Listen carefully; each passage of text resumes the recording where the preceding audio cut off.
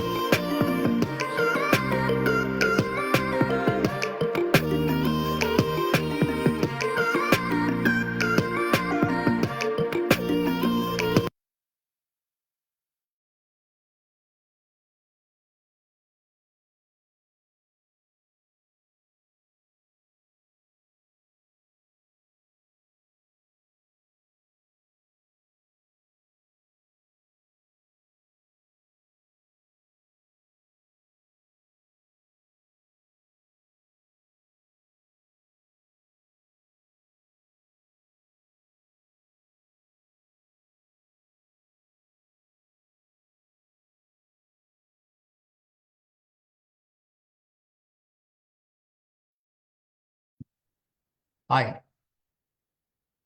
very good evening to you, everybody.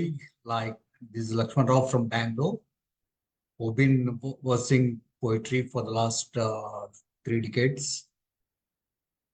I'm a classicist by choice and a modernist by mind. In the sense, like I love classical poems. I like sonnets, the odes, tankas, haikus, the formats or the patterns of poetry that I do love and I do write. Uh, so apart from that, like the poetical nuances and subtleties, it's a craft sort of thing more than art. So which I believe like one person has to master it so as to become a better poet by himself.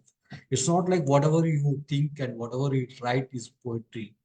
Like when given a certain shape to it, like it turns out to be a beautiful gem sort of thing. So it's not like a raw stone.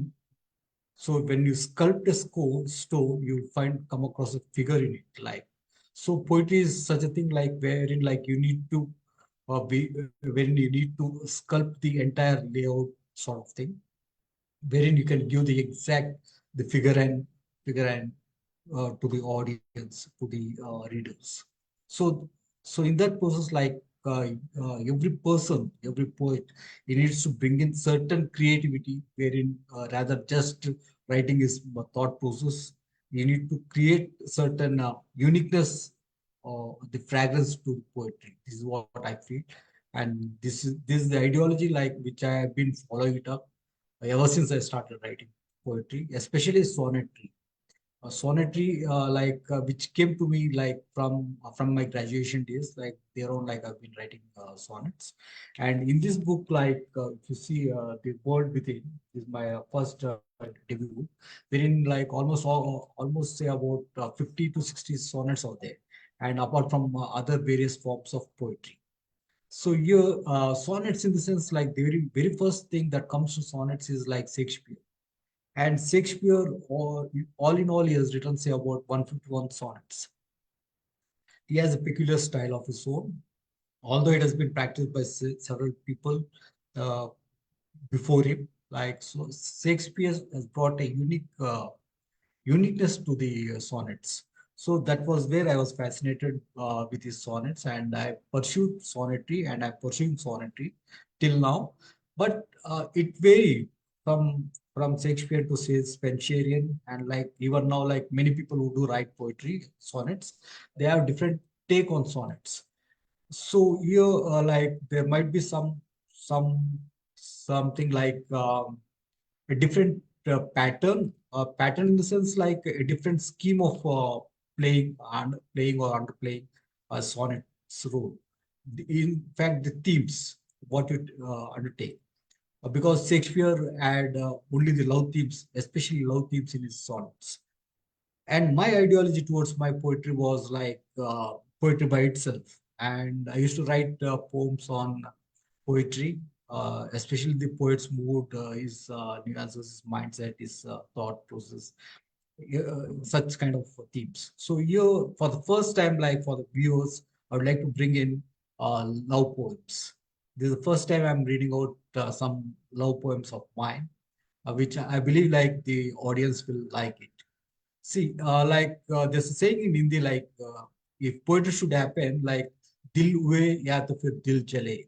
So I'm from the latter kind of a poet, like dil jale. Okay, let me be honest with that note.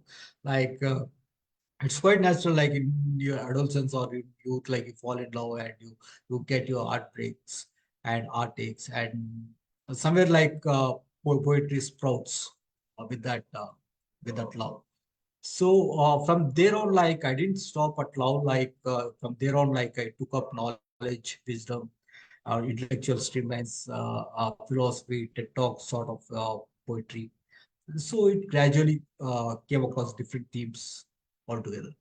But the pivotal point of poetry still lies in love, the where the art breaks. That's where the light enters, as Rumi says, like where the art breaks, the light enters.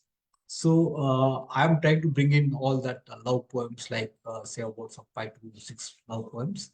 So here it goes, one of my love poem, like what's breathing. It's again a sonnet poem. What's breathing? What's breathing between both of us? Should I tell you, or you would be knowing of yourself? Should I tell you, or you would be knowing of yourself? Yeah. You send me the lovable vibes that entice me, or am I sending sensitive sparks that ignite you?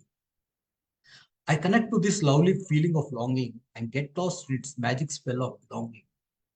If you sense that the lust waves have reached your shore of sensuality, speak up, be bold. Be bold to behold what's in your mind and might, as I'm drawn to your lovely, lovable, lusty vibes. I'm engrossed in its mystic spell of madness. I'm engrossed in its mystic spell of madness, in its tantalizing thunder, enlightening lighting. Let it rain, let it rain, let me drench and dance in low rain. Let me not come to life, let me leave, let me be alive. In the couplet, it says like, let it rain, let it drench and dance in the low rain. Let me not come to life, let me leave, let me be alive. In the sense like once he's saying like let me not come to life, and other on the other note he's saying like let me be alive, in the sense like he wants to be absorbed in that love life, that in the moods of love, in the get lost in the madness of love. So he doesn't want to come out of that love madness. So this is what he's trying to bring in, like from the start he's saying like what's brewing between us, and at the last, at the couplet, he says like he wants to get lost in that madness of love. So this is what my first poem was all about. And the second one, here it goes. My love is. It says like the title of the poem is My Love Is. What is love? My love is genuine as raw gem unpolished. My love is genuine as a raw gem unpolished and unfinished, pristine and pure as wild lily. As I bloom, I leave my fragrance in the wilderness for you to see its elegance and sense its subtlety. For you to see its elegance and sense its subtlety. I wish I would kiss thy forehead with reverence. I wish I would kiss thy forehead with reverence, for respect comes from my deep awakening. As love is an ornament to wear around one's mind, allow me to be the gem in the jewel of your love's life. Allow me to be the gem in the jewel of your love's life.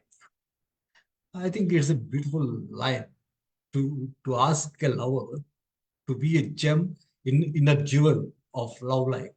There might be several love stories to her as well, but I'm asking like if I can be a gem in the jewel of her love life.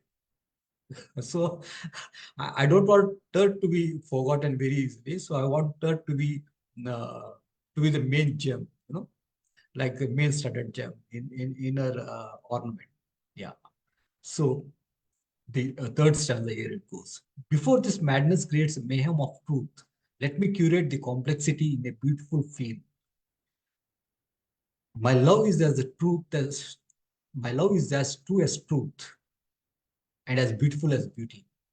My love is as true as truth and as beautiful as beauty. So be my love, my joy, the dawn of eternal mornings. My love is as true as truth and beautiful as beauty. So be my love, my joy, the dawn of eternal mornings. Let us bask in the brightness of illuminating light, and let our spirits soar in joyous love of flight. So that's the couplet. Let us bask in the brightness of illuminating light, and let our spirits soar in joyous love of flight. So he's saying like the poet is saying like is is love is pure, is it's like unpolished thing, and is it's like it might be a raw, but it's again a gem for himself. Um, and he wants to bring that brightness which is like illuminating light, and he wants to soar with his love in the joyous love of flight. So this is what he says. And the one beautiful line that strikes to the audience or the readers is, "My love is as true as truth and beautiful as beauty." So that's one line like somewhere down the line, people will remember. Because we need to bring in certain lines wherein like that captures the hearts and minds of the readers.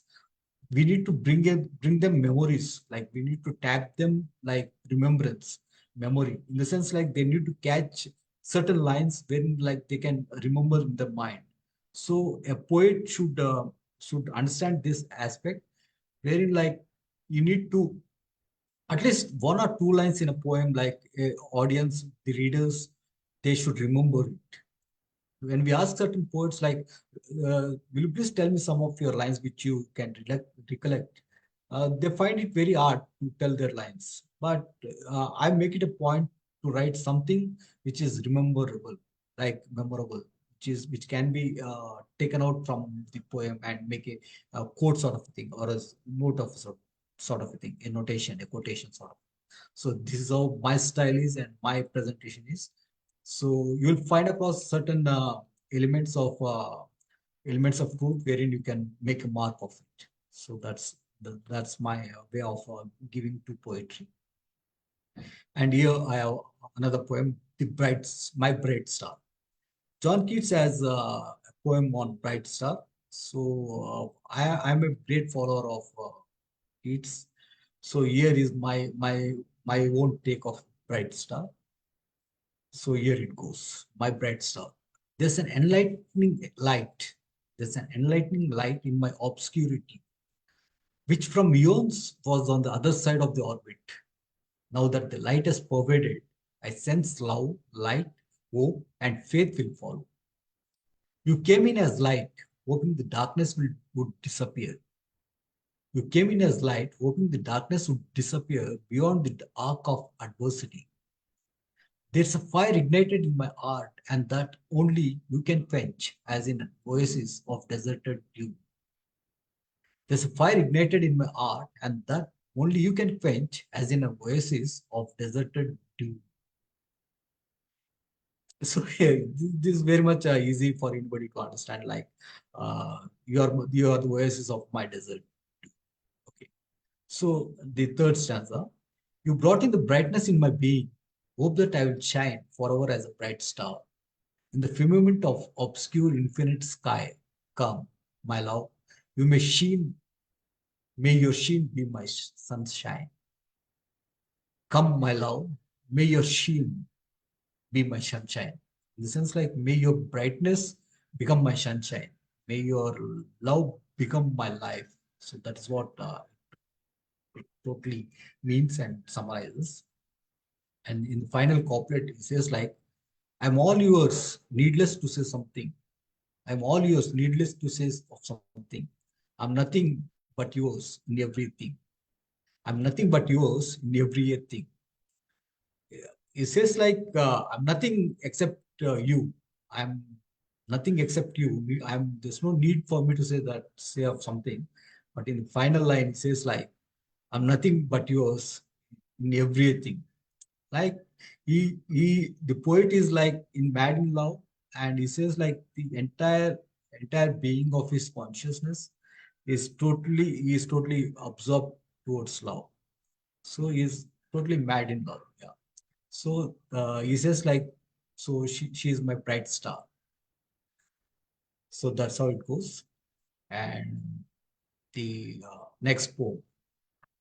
See, the sonnets, it has its own style of saying, especially the love poems. The sonnets are known for love poems, and people will connect to these sonnets very much, I believe so. So that's the reason I prefer sonnets, especially when it comes to love poems. Yeah. So here it goes, the other one. Two things in love. Two things in love. Two things happen when you are in love. Two things happen when you are in love or when you converse with that of poetry. The mind goes numb and the body dumb. The infusing of energy and seizing of senses.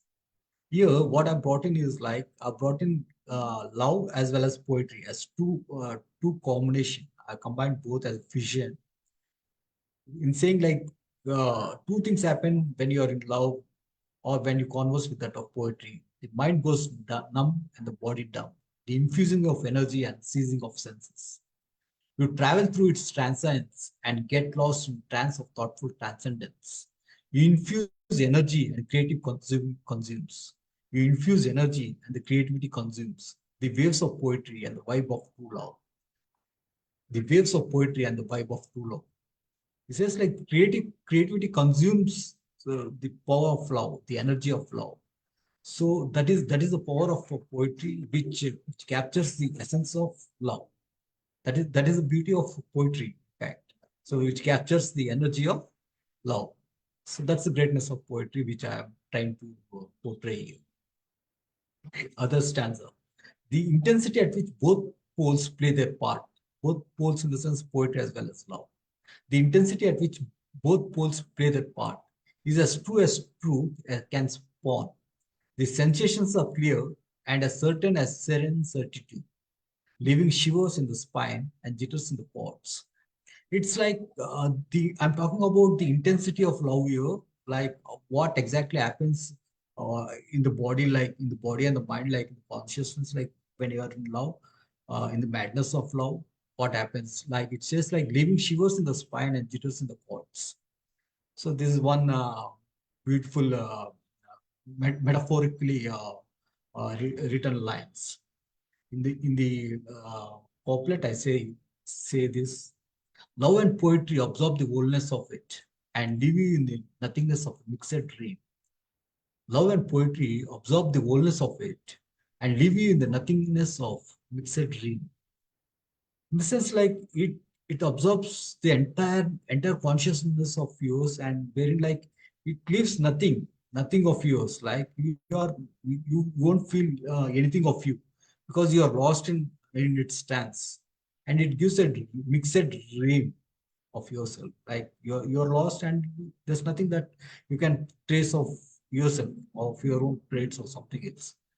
So this is one poem like wherein there's a vision of love and how love turns into poetry, how a poet transforms his love into poetry.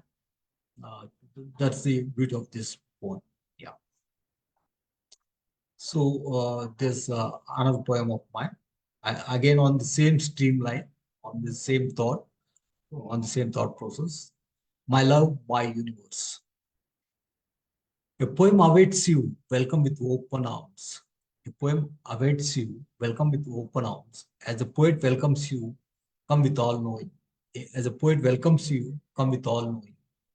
See, here you are in love and you want to write something. It's just like a poem is waiting for you to, to waiting for you to write it up. Open it, give it a open arms. As a poet welcomes you with all knowing, because a poet comes with all knowing. He knows like what to write now. So he says like a poem is awaiting. So that is how it comes in love. If the sensations are running beneath your body, embrace them with grace at the threshold of love. If the sensations are running beneath your body, embrace them with grace at the threshold of love. Be akin to a waiting goddesses at the awaited gate, with thirsty eyes deeply delved with glossy cheeks, checking in every now and then into your curvaceous figure, craving for a bodacious body. Here, here the poet is saying to his love, like you just wait for me as a goddesses at the awaited gate. You just wait for me so that you can come in my dreams or in my thoughts, in my thought process of writing poetry, so that I can pen it down. So this is how he is trying to figure it out. With thirsty eyes, deeply delved with glossy cheeks, checking in every now and then into your curvaceous figure, craving for a bodacious body.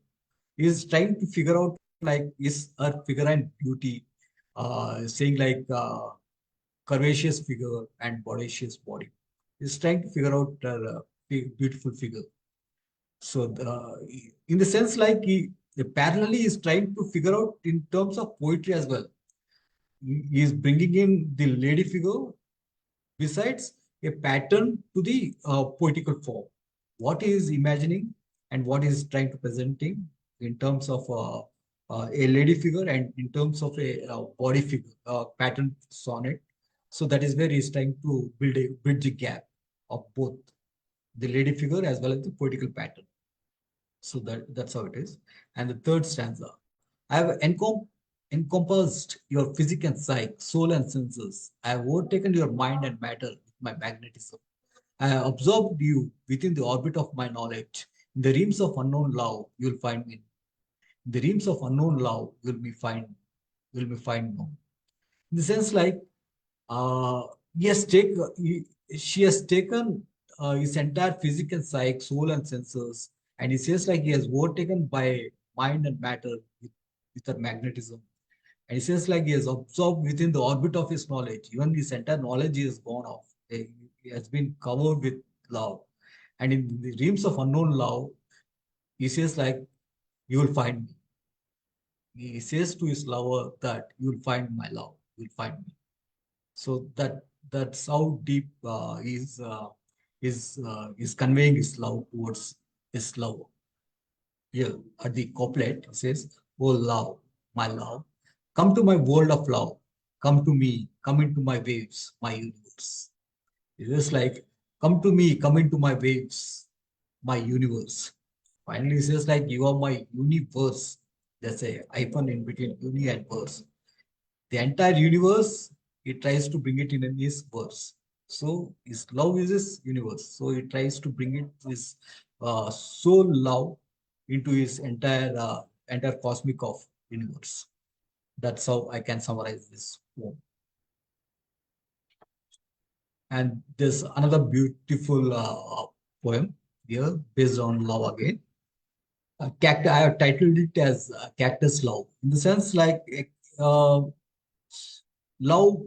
Many people they just try to represent love in the form of rose, but here I would like to bring in cactus love in the sense like even cactus have a flower, but at the same time it has thorns too.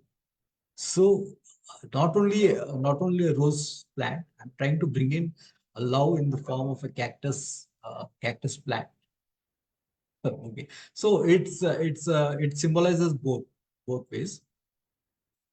The similes and the metaphors are like crisscrossing here, like readers can identify with very much easily. What connects us is the cactus of love, which is soft from beneath, that has thorns from exterior self. What connects us is the cactus of love, which is soft from beneath, but has thorns from the exterior self.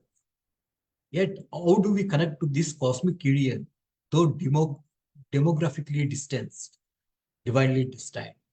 He says like we are demographically distanced.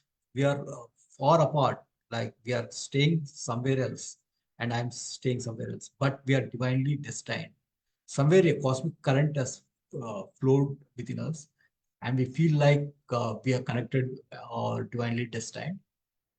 So that is one thing. And in the first two lines, I've said like uh, there's a uh, there's a tougher exterior self to the cactus, which has thorns and all. But within it, it is so soft, it's so subtle, so um, juicy, is it not? The exterior self is so thorny, while the interior self is uh, so puffy. So that is how I have framed it.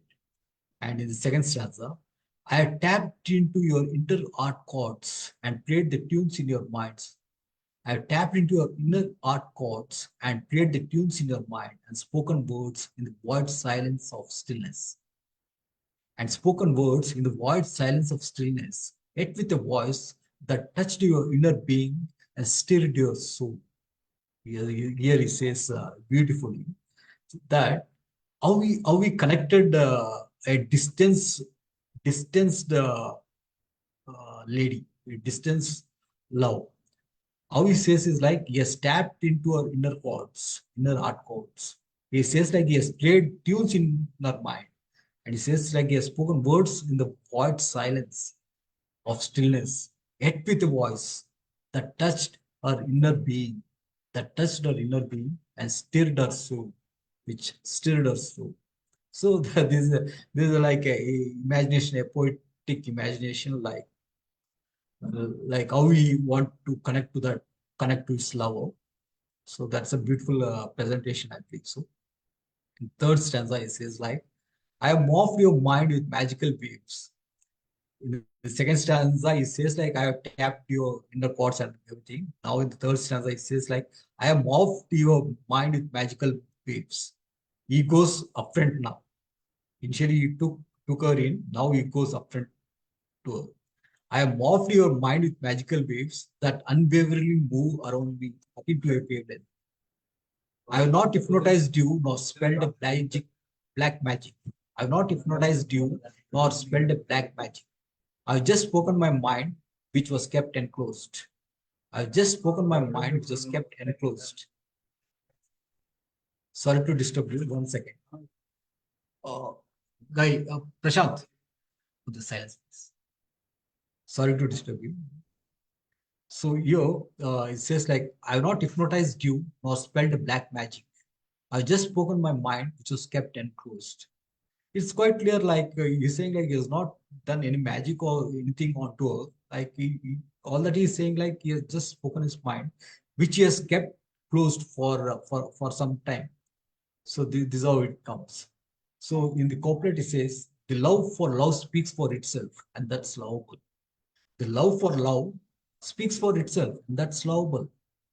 That elevates from the mundane to the blissful trance. The love for love speaks for itself, and that's lovable. That elevates from the mundane to the blissful trance. It says like that elevates the entire mood or the momentum to a blissful trance altogether. So that's how it's deeply connected with this cactus love, which which I hope like you may like it. So love has different feelings, different shades, different colors, or different hues. And I'm trying to bring in the every mood of subtle feelings uh, when a person is in love. So everything, every nuance of a feeling, uh, if at all we can write it down or jot it down, like there isn't any philosophy that you can preach without love. So such a binding factor for a poet. Love is such a strong element for anybody to express his feelings. The last poem of mine, a subtle feeling. The petals found their cozy in the rosy lips, sweet center, where even the roses fell short. The swaying air or breezy bows say nothing, while the deep dusky eyes have something to say. Here is in fond of her lover. In fact, like with the figure and beauty of her love, he is expressing his feelings here. The petals found their cozy in their rosy lips, sweet scented, where even the roses fell short. He says like even the roses are falling short. The swaying air or breezy bows say nothing, while the deep dusky eyes have something to say. Here, bringing her physical presence, he says like your air as breezy bows, okay, as in thoughts they are very much breezy, while her deep eyes has something to say. This is what he's saying. He says like, who could apprehend if it's not a poet's play? Who could apprehend if it's not a poet's play? Says if not a poet, who can understand you? This is what the gist of it. Who can understand you if it's not a poet? Beauty brings with its bountiful brilliance. Where elegance is an attitude, it comes with a grace. Where elegance is an attitude, it comes with a grace. Akin to a subtle verse woven into a poignant poem. Akin to a subtle verse woven into a poignant poem. I can smell the fragrance with my closed eyes. I can smell the fragrance with my closed eyes. While I can sense more than what I can see of you. While I can sense more than what I can see of you. When love is in the air, the magic maddens the mind. While when love is in the air, the magic maddens the mind. This can be a quote if all you can underline. When love is in the air, the magic maddens the mind. Where a simple snap can turn into a magnificent artwork. Where a simple snap can turn into a magnificent artwork. Even before the madness creates chaos and mayhem, this is the couplet here. Even before the madness creates chaos and mayhem, still the stirrings of your soul with a subtle, settled feel. Still the stirrings of your soul into a subtle, settled feel. Thank you. Well, these were like my love poems on love.